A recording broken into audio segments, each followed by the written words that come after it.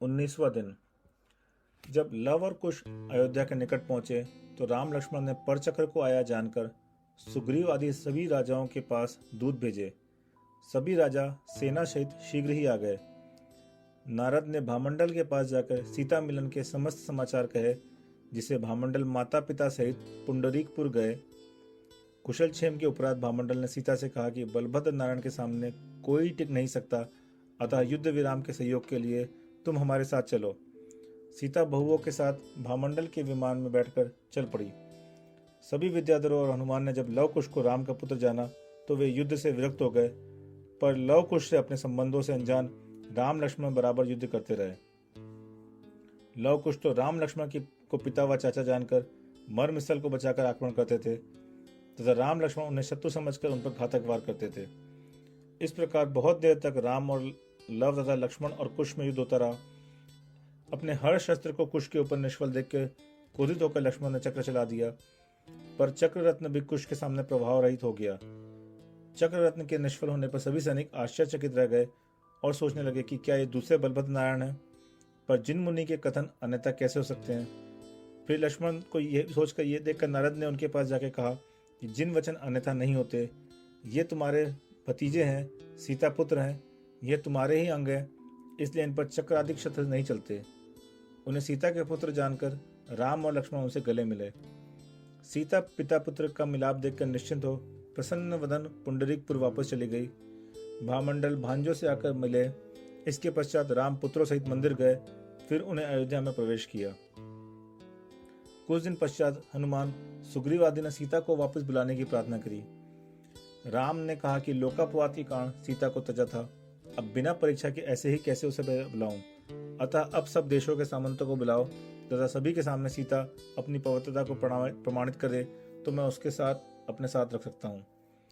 यह सुनकर हनुमान आदि पुंडरीकपुर जाकर सीता को ले आए। अयोध्या को निकट महेंद्र उद्यान में सीता ने रात्रि व्यतीत करी। दूसरे दिन जब सीता ने राज्यसभा में प्रवेश किया तो वहां उपस्थित सभी राजाओं ने सीता का यथायोग्य सम्मान किया। सीता जो ही राम के समीप जाने लगी तो उन्होंने राम को निश्चेत देखा।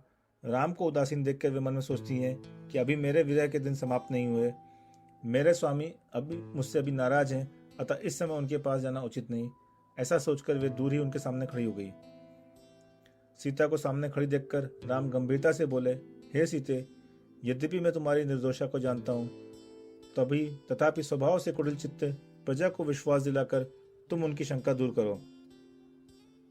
स्वामी के ऐसे विश्वसनीय वचन सुनकर प्रसन्नचित्त सीता ने कहा कि मैं हर प्रकार की परीक्षा देने को तैयार है। यदि आप आज्ञा दें तो मैं भयंकर विष पी जाऊं अथवा अग्नि की ज्वाला में प्रवेश कर जाऊं, अथवा आपकी जो भी इच्छा हो मैं करने को तैयार हूं।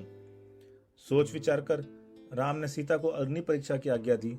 सीता ने उसे सहज स्वीकार किया, परंतु हनुमान आदि बहुत चिंतित हुए और मन में सोचने लगे कि अग्नि का क्या भरोसा, वह तो जलाती ही है।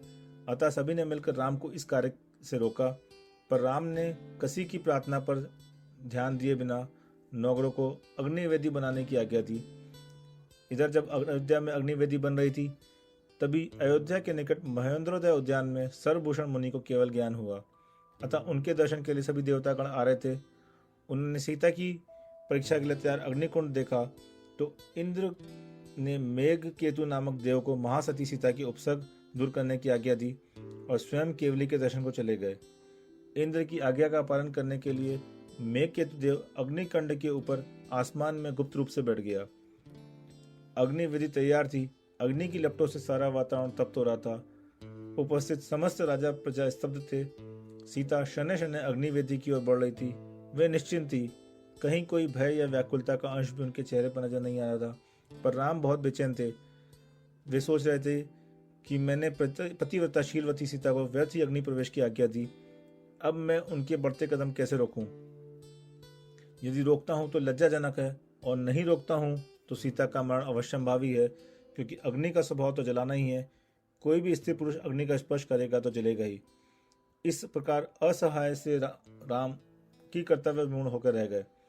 अग्निवेदी के पास पहुंचकर सीता ने तीर्थंकर का स्मरण कर कहा कि मन वचन काय से मैंने राम के अलावा अन्य किसी की अभिलाषा की हो तो अग्नि मेरी देह दाह को प्राप्त हो। यदि मैं प्रतिव्रता अनुव्रतधारी श्रविका हूँ तो हे अग्नि, मुझे भस्म न करना, ऐसा कहकर नमोकार मंत्र का जाप करती हुई सीता ने अग्नि में प्रवेश किया। तभी मेघकेतु देव ने अग्निवेदी को जलकुंड में परिवर्तित कर दिया और इतना पानी किया कि उपस्थित जन क्रमशः उसमें डूबने लगे। पानी को तीव्र गति से बढ़ता देख समी भूपगोचरी डर गए और पानी से रक्षा के लिए सीता से प्रार्थना करे। सीता के कहने पर देव ने पानी रोका एवं उसे सरोवर के मध्य में से एक सिंहासन बनाया जिस पर सीता बैठी। फिर लव कुश सीता के पास तैर कर गए। राम भी सीता के पास पहुंचे और उनसे अपने साथ महल में चलने का आग्रह किया। गुरु गंभीर सीता ने कहा कि हे नाथ, मैंने संसार के स्वरूप को अच्छी तरह समझ लिया है। अब मेरी इच्छा मुक्ति पथ पर बढ़ने की है, अतः मैं जैनेश्वरी दीक्षा धारण करूंगी। यह सुनकर राम बेहोश हो गए और सीता ने पृथ्वीमती आरिका के पास जाकर दीक्षा ली। इस प्रकार हम देखते हैं कि महासती शीलवती सीता को 3 बार वनवास भोगना पड़ा था। पहली बार तो जब वे अपने पति राम की अनुगामिनी बनकर राम लक्ष्मण के साथ वन में गई थी, तब उन्हें रावण के द्वारा हरि जाकर महाविपत्तियों का सामना करना पड़ा। दूसरी बार लोकोपवाद के भय से पति द्वारा निर्जन वन में छुड़वा दिया गया, तब भी गर्भवती सीता को अनेक कष्ट उठाने पड़े थे। अब तीसरी बार स्वयं वैराग्य धारण कर सभी लौकिक सुविधाओं को ठुकराकर सभी परिजनों को छोड़कर वन में जा रही है। वैराग्य बिना जो भी वन में जाएगा दुखी पाएगा। रागी चाहे भवन में रहे चाहे वन में जाए दुखी पाते हैं। वैराग्य बिना सुख प्राप्त नहीं होता। अब महासती सीता जी वैरागी बन वन में जा रही हैं, अतः संकटों का कोई सवाल ही नहीं रहता। पहली बार सास ससुर के कारण वनवास मिला, दूसरी बार प्राण प्रिय पतिदेव ने ही बिना बताए भेज दिया। जब सास ससुर ने भेजा तब पति और देवर का सहारा था, पर क्या हुआ सहारे से, आखिर रावण हरकरी ले गया। दूसरी बार जब पति ने भेजा तब कोई सहारा भी ना था, तब कोई हरकत नहीं ले गया, धर्म भाई बनकर सहारा देने वाला मिल गया। अब तीसरी बार ना कोई हरने वाला है ना कोई धर्म भाई आएगा, अब तो धर्म ही सहारा है। वस्तुतः सच्चा सहारा तो धर्म ही है। होश में आने पर सीता को पास में न देखकर राम शून्य चित्त हो गए और सोचने लगे कि प्रियजन का मरना अच्छा नहीं, पर वियोग नहीं। देवों ने सीता की सहायता की, वह तो अच्छा किया, पर अब यदि मेरी रानी को नहीं देंगे तो मेरा उनसे युद्ध होगा। लक्ष्मण के समझाने पर भी वे नहीं माने और क्रोधित होकर कुलभूषण केवरी की गंधकुटी को चले। दूर से ही गंधकुटी को देखकर राम का क्रोध शांत हो गया। वे हाथी से उतरे, भगवान को नमस्कार किया, उनकी 3 प्रदक्षिणा दी और उनके उपदेश का श्रवण किया। सीता भी आरिका बनी उनके उपदेश को सुन रही थी। केवली के वैराग्य में उपदेश को सुनकर राम ने केवली से पूछा कि मैं किस उपाय से भव भ्रमण से छूटूं, क्योंकि मैं रानियों सहित समस्त पृथ्वी का राज छोड़ सकता हूं, पर भाई का स्नेह तोड़ने में समर्थ नहीं हूं। उनके स्नेह रूपी समुद्र की तरंगों में डूबे मुझको आप निकलने का उपाय बताइए। इसके उत्तर में केवली भगवान की दिव्य ध्वनि में आया, तू शोक मत कर, तू बलदेव है। अभी कई दिनों तक वसुदेव के साथ राज्य सुख से राज्य करेगा, फिर जिनेश्वर व्रत धारण कर इसी भाव से मोक्ष प्राप्त करेगा। केवली के मुख से वच राम का भविष्य जानकर सभी प्रसन्न हुए। इसके पश्चात विभीषण ने पूछा, दशानन किस कारण से सीता को हर कर ले गया था? धर्म, अर्थ, काम, मोक्ष का वेत्ता, अनेक शास्त्रों का पाठी, अनेक गुण प्रधानों से युक्त दशानन पर स्त्री की अभिलाषा क्यों कर बैठा? लक्ष्मण ने इस धीरवीर को संग्राम में क्यों मारा? उत्तर स्वरूप केवली की वाणी में आया कि दशानन का जीव सीता के जीव पर अनेक भाव में से आसक्त था, पर उसे प्राप्त नहीं कर सका। अतः इस भाव में भी दशानन के जीव ने सीता के जीव को प्राप्त करने की कोशिश की। राम और लक्ष्मण दोनों अनेक भाव के भाई भाई हैं, तथा रावण के जीव का लक्ष्मण के जीव से अनेक भाव से बैर है। अतः पूर्व के बैर के कारण लक्ष्मण ने दशानन को मारा। सीता ने पूर्व भाव में मुनि का अपवाद किया था, अतः उनका अपवाद हुआ। केवली के वैराग्य में उपदेश को सुनकर कृतांत वर्ग सेनापति ने राम से कहा, मैं इस संसार चक्र से पार होना चाहता हूँ, अतः मुझे मुनिव्रत धारण की इच्छा है। राम ने बहुत समझाया कि तुमने कभी दुख नहीं सहे, अब वन भूमि की विषण भूमि में कैसे रहोगे, वहां के सुख कैसे सहोगे? तब शत्रु सेना के ऊंचे शब्द नहीं सह सकते, तुमने नीच लोगों द्वारा किया गया अपमान कैसे सहन होगा?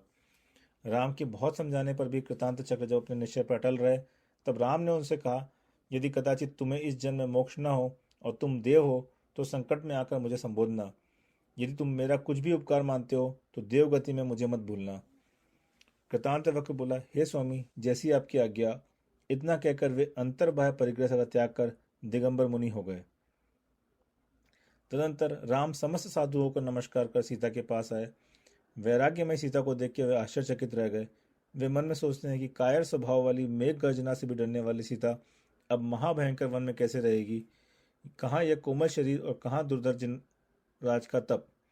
मेरी भूल थी जो मैंने इस महासती को अपकीर्ति के भय से घर से निकाला, पर अब मैं कर ही क्या सकता हूँ। अब यह जिस मार्ग पर बढ़ चुकी है उससे इसे लौटाना मुश्किल है। अभी अभी मैंने दिव्यधनी में सुना भी है कि जो होना है सो निश्चित है। अतः जब सीता के भाग्य में वनवासी है तो वह महलों का सुख कैसे भोग सकती है। इस प्रकार केवली के उपदेश को याद कर मन में धैर्य धारण कर उन्होंने सीता को नमस्कार किया।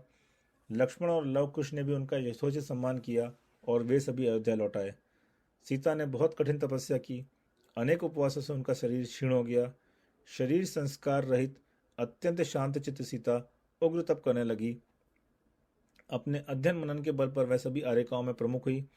उन्होंने 62 वर्ष तक तप किया। फिर आयु के 33 दिन शेष रहने पर संलेखना धारण कर देह का त्याग किया। स्त्रीलिंग को छेद कर वे अच्युत नामक 16वें स्वर्ग में प्रतीन्द्र हुई। बहन सीता को आर्यिका देखकर भामंडल का मन भी विरक्त हो उठा, पर अपने अंदर की कमजोरी से वे स्वयं दीक्षा न ले सके। इस प्रकार वर्षों बीत गए। फिर बहन के समाधि मरण की सूचना पा सुनकर वे सोचते हैं कि मैं जिन दर्शन पूजा आदि नित्य करता हूँ, मुनियों को आहार भी देता हूँ, पर दीक्षा कैसे लूँ। यदि मैंने दीक्षा ली तो मुझ में आसक्त मेरी पत्नियां दुखी होंगी और उनके वियोग में मैं भी जीवित न रह पाऊंगा। फिर अभी मेरी उम्र ही क्या है, बुढ़ापे में दीक्षा ले लूंगा। इस प्रकार अपने को समझाते हुए वह अपनी पत्नियों के साथ भोग में ही रमे रहे। एक दिन जब वह महल के ऊपर सो रहे थे तभी महल पर बिजली गिरी और वे तुरंत मर गए। उत्तम परिणामों के कारण वे उत्तम भोग भूमि में गए। अपनी 1000 स्त्रियों से रमण करते हुए हनुमान ने जब महामंडल की दुखद मृत्यु के समाचार सुने तो वे उद्विग्न हो उठे। उनके मन को शांत प्रदान करने के लिए रानियों सहित वे सुमेरु पर्वत पर स्थित जिन मंदिरों के दर्शन पर गए। सुमेरु पर्वत पर हनुमान की रानियों ने रत्नों के चूर्ण से मारना माना। फिर सभी ने एक साथ मंदिर में जिनेंद्र पूजन की। रात्रि में हनुमान आसमान की ओर देख रहे थे कि उन्हें एक तारा टूटता हुआ दिखाई दिया, जिसे देखकर वे विचारने लगे, मैं इस विनाशिक राज्य संपदा स्त्री पुत्र आदि में रमा हूँ, पर यह सब क्षणिक है, कभी भी नष्ट हो सकते हैं। अतः यह उत्तम जैन कुल पाकर मुझे ऐसा कुछ करना चाहिए जिससे अविनश्वर पद की प्राप्ति हो।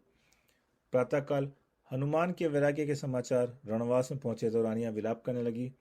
हनुमान ने उन्हें समझाकर शांत किया। समस्त पुत्रों को यथाक्रम में से राजधर्म में लगा के हनुमान ने धर्मरथ नामक मुनिराज से दिन दीक्षा ली। हनुमान के साथ 700 अन्य बड़े राजा भी मुनि हुए एवं रानियों ने बंधुमती आर्यिका के पास जाके आर्यिका के व्रत लिए। कुछ दिनों पश्चात हनुमान ने तुंगागिरी पर ध्यान लगाया और अष्ट कर्मों को भस्म कर वे सिद्ध हो गए।